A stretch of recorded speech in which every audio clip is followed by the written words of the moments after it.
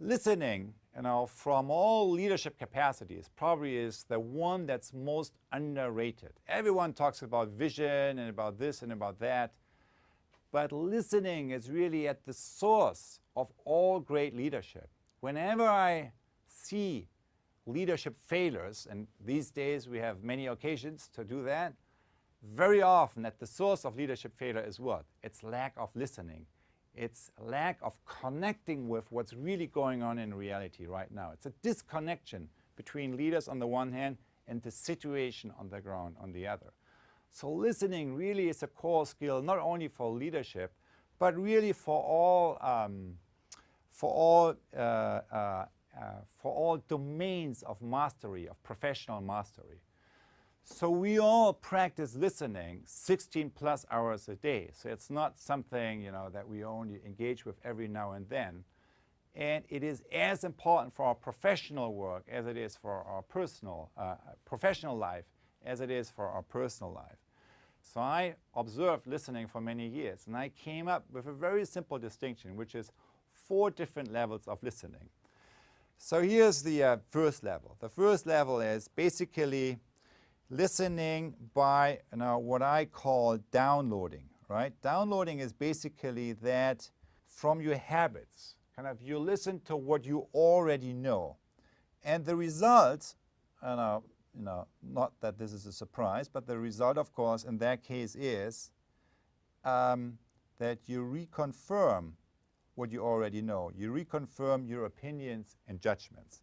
And here's how this first level of listening by downloading works. Let's say this circle here represents the totality of what I know. It's the black circle is the boundary of my organization, of my concept, everything I know. And the red dot is the place from where my listen happens.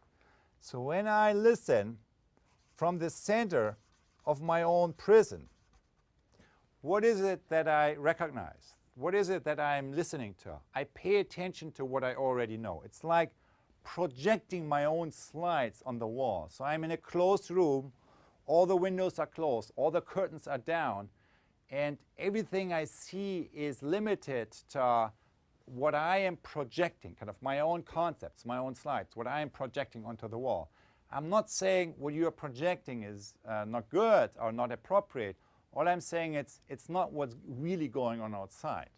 It's a result from your experiences of the past. It's reflecting the past, not the present moment. And it's something that you project onto the wall. That's listening 1. The outcome is we reconfirm what we already know. Here's listening 2. Listening 2 is factual listening. And the essence of factual listening is that we notice what's different, right? We are noticing differences. We access the open mind. And the outcome is that we, notice disconfirming data. We notice what is actually different from what I expected to see. Charles Darwin was known to always have a notepad on him where he would write down observations that contradicted his theory, because he knew exactly what our mind is doing. When we notice something that doesn't fit our theory, is in contradiction with that, our mind is over time getting rid of everything that's not confirming what we expect to see. So, but he knew that disconfirming data is actually the source of innovation. So that's why he wrote that down, and it helped him to evolve his own theory. So here's what factual listening is. It's, you get up, you go to the window, you open the curtain, and you actually look what's going on outside. You watch what's going on outside. That's factual listening. Now that's, what we train in all good science is, notice disconfirming data. But for all of you, for all of us who deal with complex social change processes, this is not good enough. There are two additional sources of listening that are very critical and that need now our skills and intentional skill development. The third level is empathic listening. It's listening with an open heart as an organ of perception, which leads to seeing the situation through the eyes of another, and which also leads to to an emotional connection kind of to the other person that's not going away very quickly. So empathic listening is allowing you to step to connect with the experience kind of another person.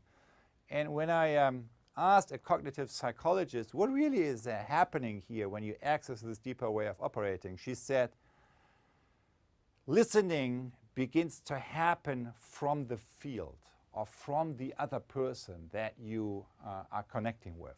So this is what happens. Your listening begins to happen from the place from where that other person is speaking from, articulating from.